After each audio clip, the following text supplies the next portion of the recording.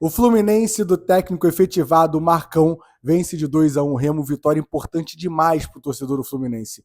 Não só pelos 3 pontos e por efetivar, confirmar, né, essa briga ali pelo G4 do Fluminense, deixar um brasileiro tranquilo, mas também para confirmar um bom momento do time dentro de campo e também nessa relação entre time e arquibancada. Então tem muita coisa para a gente falar, inclusive moleques de Xerém jogando. Tá, vamos rodar a vinheta e começar essa análise de pós-jogo de Fluminense 2, Remo 1 pelo Campeonato Brasileiro.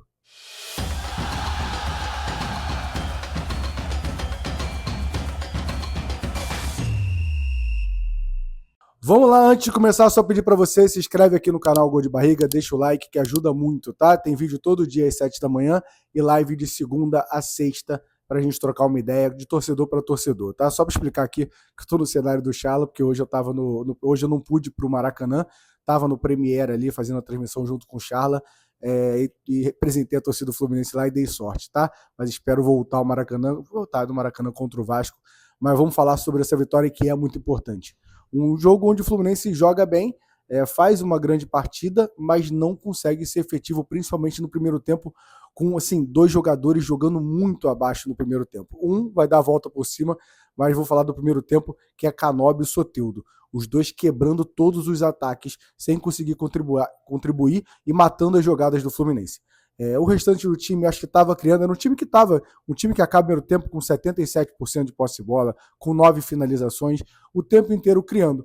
Mas aí, em um lance, o Fluminense toma um contra-ataque e o bom lateral direito do Remo, Marcelinho, cruza a bola ali e o Fluminense toma um gol do Jajá. O Fábio ainda encosta na bola, mas não consegue defender.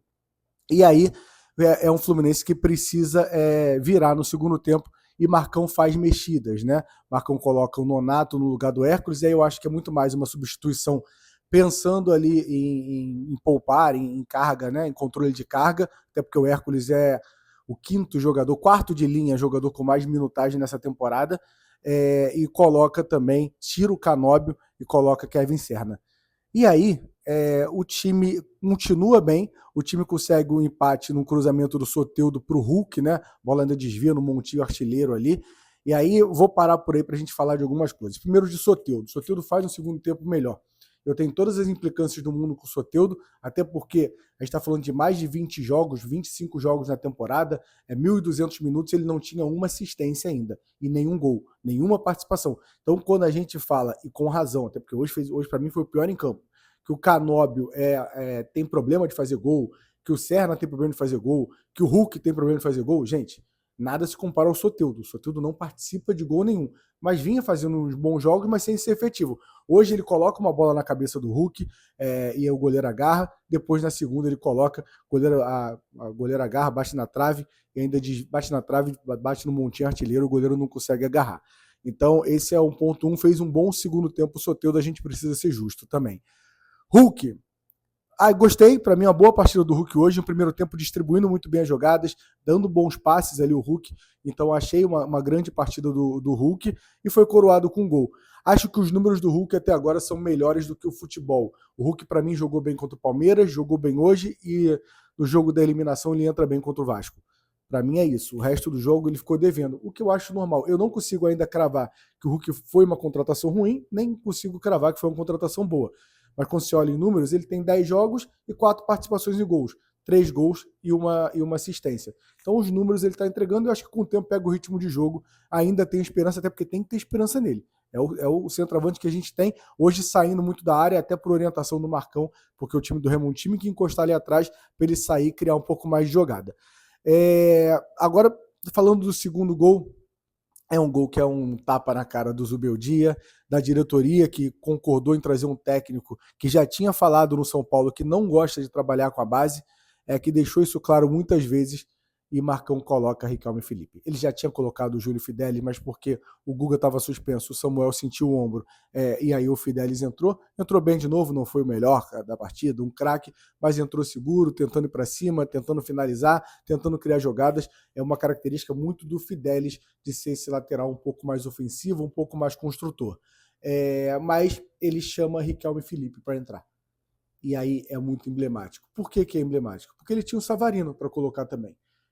E aí, daqui a pouco, eu vou falar um pouco sobre isso, porque na teoria, o Marcão vai fazer as coisas mais óbvias. O Marcão bota o moleque da base ali e botar o Savarino.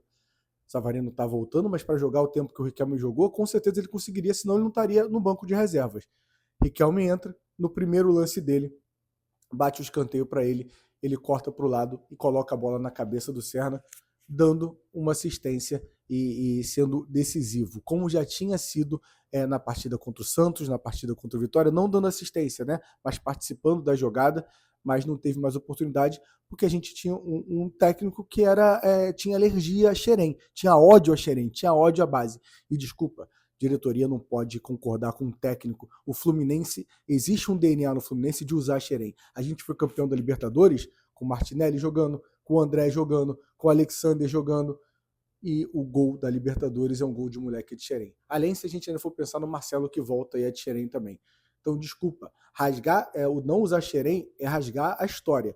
Então é muito emblemático no primeiro lance, e você vê a felicidade de Riquelme Felipe e vai correndo em relação à comissão técnica e agradece ali todo mundo. Então espero que esse moleque tenha mais oportunidade. E sobre oportunidade, a gente precisa ser muito sincero. Acho que o Serna é um dos caras que mais apanhou aqui no canal, que eu mais reclamei que não dava. A insistência do Zubeldia no Kevin Serna era uma loucura.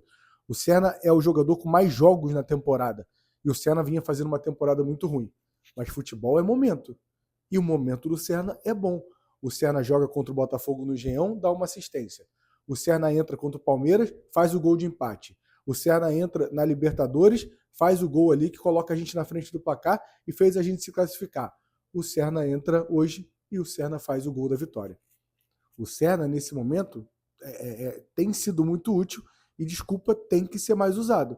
O Serna hoje, e aí eu falo como eu não tenho problema nenhum, não tenho apego nenhum às minhas opiniões.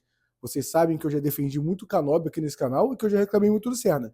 Mas hoje, para mim, o Serna está na frente do Canóbio. O Canóbio vem fazendo 2, 3 jogos muito ruins, quase comprometeu a gente na Libertadores. Não acho que tem que ser execrado, que não pode jogar mais, mas sinceramente, o Serna está jogando bola.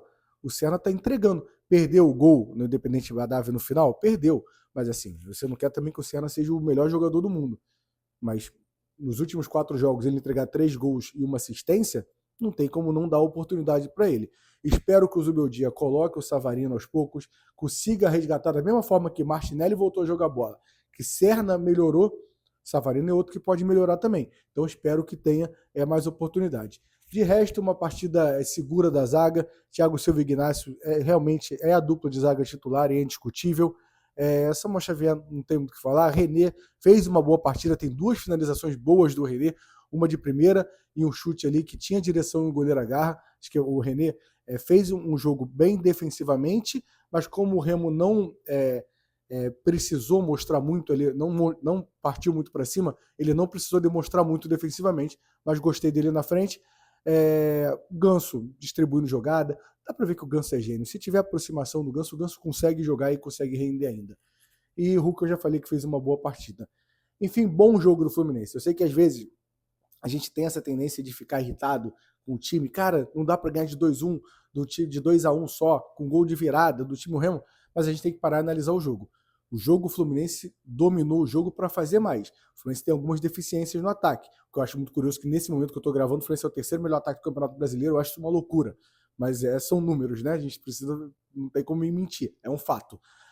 Mas é um time que tem essa dificuldade de concluir em gol. Mas hoje o time criou para isso. Então acho que é um time que está evoluindo e a importância dessa vitória, gente. Porque assim, a torcida saiu de casa, os 30 mil que foram hoje, até achei que poderia chegar ali a 40 mil, que eu achava no limite, mas ok, os 30 mil que foram hoje foram predispostos a apoiar, predispostos a motivar esse time. E aí, desculpa, se esse time não consegue ganhar hoje, é um banho de água fria. E aí começa tudo de novo para reconquistar essa torcida. Agora o Fluminense tem uma semana de trabalho cheio para enfrentar o Atlético Paranaense fora de casa, confronto direto. O Atlético Paranaense está empatado em pontos agora, mas eles jogam segunda-feira contra o Botafogo e depois tem mais uma semana de trabalho para uma final contra o Vasco. Por tudo que aconteceu, o Fluminense tem que levar a sério isso como se fosse uma final. Enfim, galera, quero comentário de vocês aqui, vocês estão satisfeitos com o time? Deixa o like, se inscreve no canal. Lembrando que tem vídeo todo dia às 7 da manhã e também live de segunda a sexta, tá? Tamo junto, até a próxima, valeu!